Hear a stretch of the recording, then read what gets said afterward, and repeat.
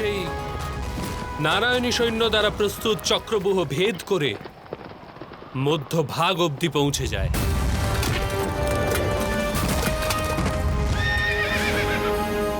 এর নাম অভিমন্যু।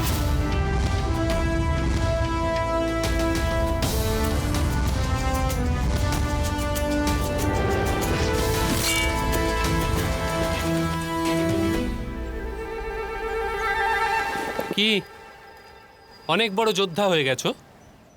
অতিথির সামনে নিজের কলা প্রদর্শনের মোহ ত্যাগ করতে পারলে না? আমাদের অতিথি ভয়ভীত হয়ে পড়েছে পুত্র। কলা নয় মামাশ্রী, সামর্থ্য প্রদর্শনের মোহ ত্যাগ করতে পারিনি।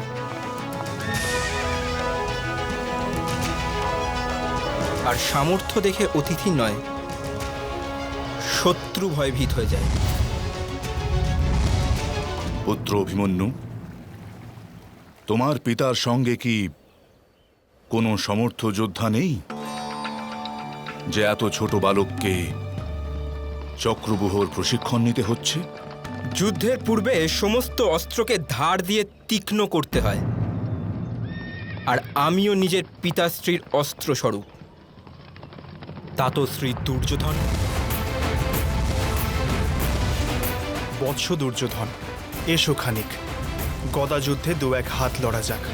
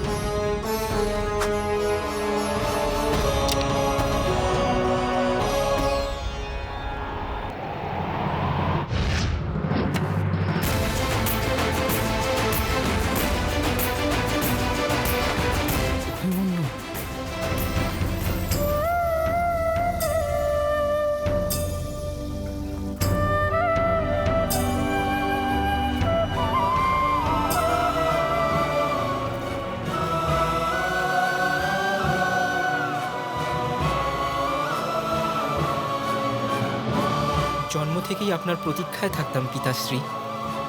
এখন সর্বদা আপনার সাথে থেকে আপনার সেবা করব আমি। অবশ্যই পুত্র, তোমাকে সাথে নিয়ে যাওয়ার জন্যই তো এসেছি আমি।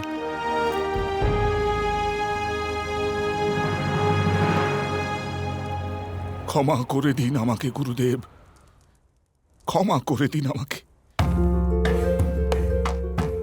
আমার মন অশান্ত হয়ে আছে। সংসারের চতুর্পাশে কেবল শত্রু পরিলক্ষিত হয়।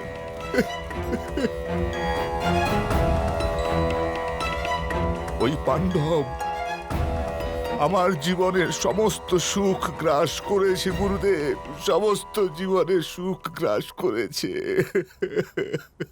এরূপ কি কার্য করেছে পাণ্ডুপুত্রগণ? ওদের তো বনবাস হয়েছিল।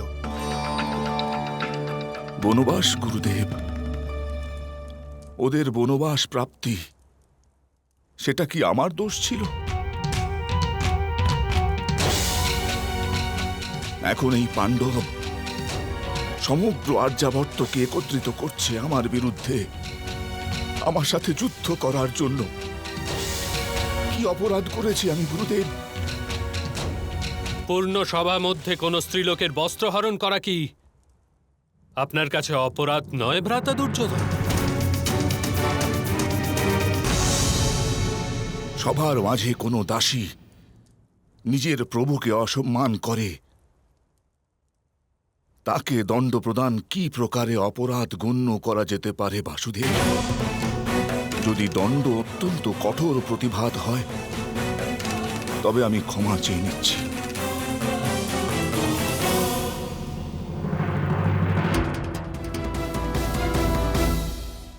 গুরুদেব,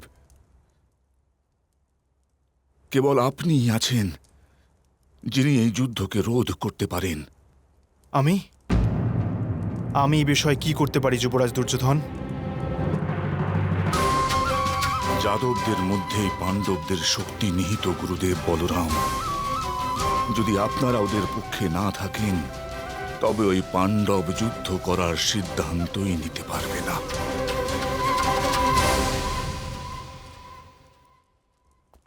আপনার কি ইচ্ছা ভ্রাতা দুর্যোধন? বাসুদেব, আপনাকে আর মহাবলী শ্রী বলরামকে আমরা তো কেবল মিনতি করছি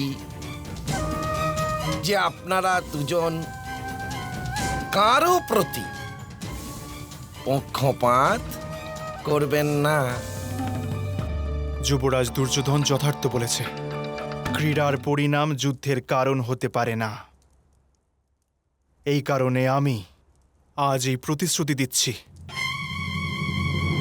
যে আমি কৃষ্ণ এবং যাদব সেনা দলের কোনো সৈন্য পাণ্ডুপুত্রদের পক্ষ থেকে অস্ত্র ধারণ করবে না।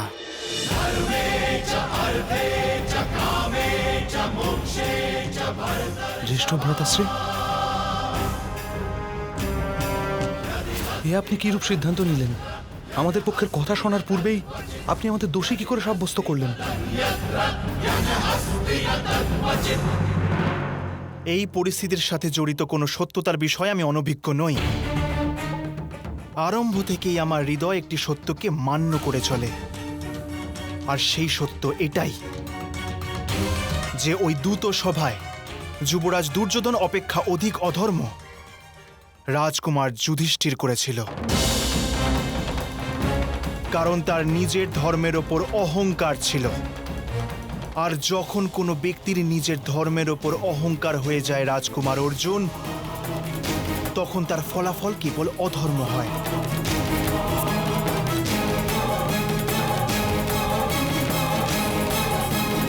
ভ্রাতা, না, দোষ না ছিল ভ্রাতা যুধিষ্ঠিরের, না ছিল ভ্রাতা দুর্যোধনের।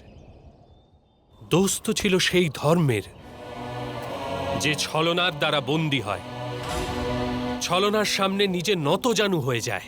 সবাই নিজের নিজের প্রতিশ্রুতিবদ্ধ ছিলেন, নিজের পণ, নিজের প্রতিজ্ঞা পালনকেই তারা ধর্ম হিসেবে মেনেছিলেন। যুদ্ধ তো অবশ্যই হবে জ্যেষ্ঠ। এই যুদ্ধে আমরাও তটস্থ থাকতে পারি না জ্যেষ্ঠ।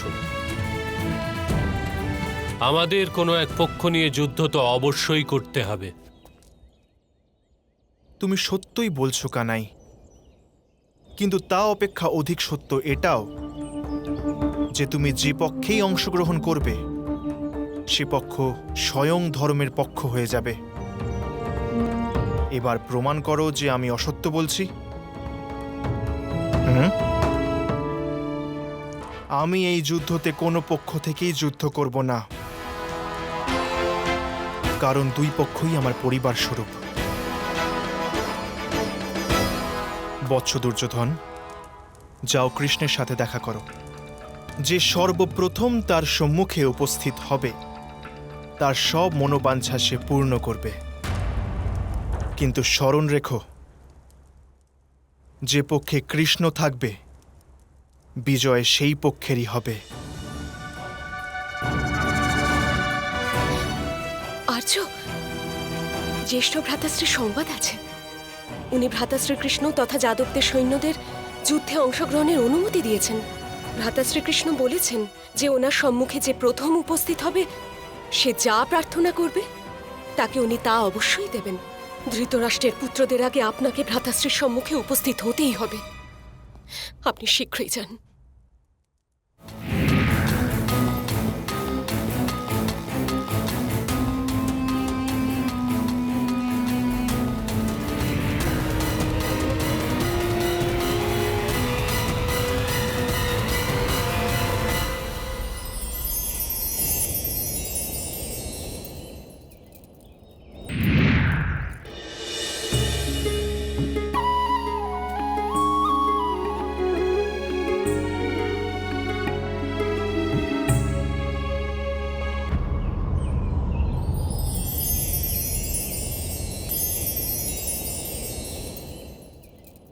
পার্থ, ভূমিতে বসে আছো কেন?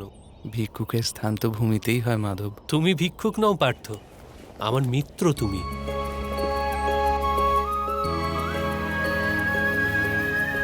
যুবরাজ দুর্যোধনও আপনার প্রতীক্ষারত রয়েছে।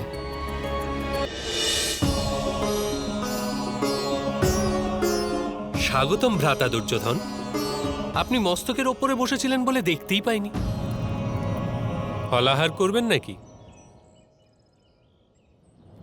ধন্য আমি বাসুদেব। আমি এখানে জলপান করতে আসিনি, গুরুত্বপূর্ণ বিষয়ে পরামর্শ করতে এসেছি। মন্ত্রণাও অবশ্যই করব ভ্রাতা দুর্যোধন। প্রথমে পার্থের প্রার্থনা তো শ্রবণ করি। কিন্তু বাসুদেব, আপনি তো গুরুদেব বলরামকে প্রতিশ্রুতি দিয়েছিলেন যে আপনার কাছে প্রথম যে আসবে আপনি তার পক্ষে থাকবেন। অসম্ভব। আমি এরূপ বলেছিলাম, যে আমার সম্মুখে সর্বপ্রথম আসবে তার প্রার্থনা স্বীকার আমি অবশ্যই করব। প্রথমে তুমি বলো পার্থ।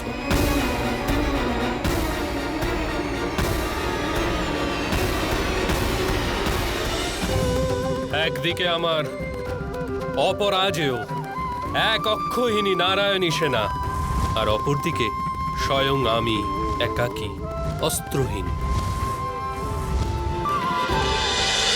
মহাভারত